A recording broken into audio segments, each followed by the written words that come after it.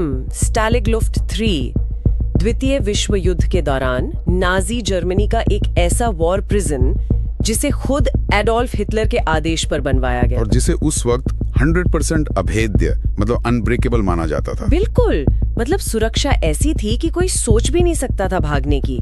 चारों तरफ 9 फीट ऊंची कंटीली तारों की दोहरी परत थी। हाँ, और जमीन के नीचे तो आधुनिक सिस्मिक सेंसर्स दबे हुए थे जो मतलब किसी भी हल्की सी हलचल या खुदाई को तुरंत पकड़ सकते थे। और तो और कैदियों के रहने की जो इमारतें थी ना, वो जमीन से करीब 60 सेंटीमीटर ऊपर कंक्रीट के पिलर्स पर टिकी थी, ताकि कोई भी फर्श के नीचे से सुरंग खोदने की शुरुआत ही ना कर सके। सही कहा। बाहर मीलों तक फैला हुआ पाइन के पेड़ों का घना जंगल था और कंपा देने वाली जर्मन सर्दियां। ऐसे में वहाँ से भागना तो दूर, भागने का विचार करना भी सीधे मौत को दावत देना था। पर फिर भी एक रात कुछ ऐसा हुआ जिसने इतिहास रच दिया। इस अभेद्य किले से एक या दो नहीं, पूरे 76 कैदी अचानक गायब हो गए।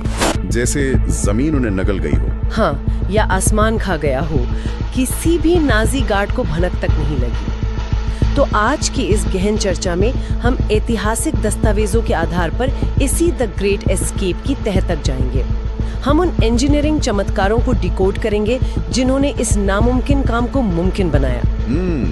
इस घटना की सबसे दिलचस्प बात यह है कि स्टालिग लुफ्ट 3 के अभेद्य होने का दावा ही नाजी जर्मनी के लिए सबसे बड़ी कमजोरी बन गया था। वो कैसे? क्योंकि हिटलर ने अनजाने में ही अपनी हार की नींव खुद रख दी थी।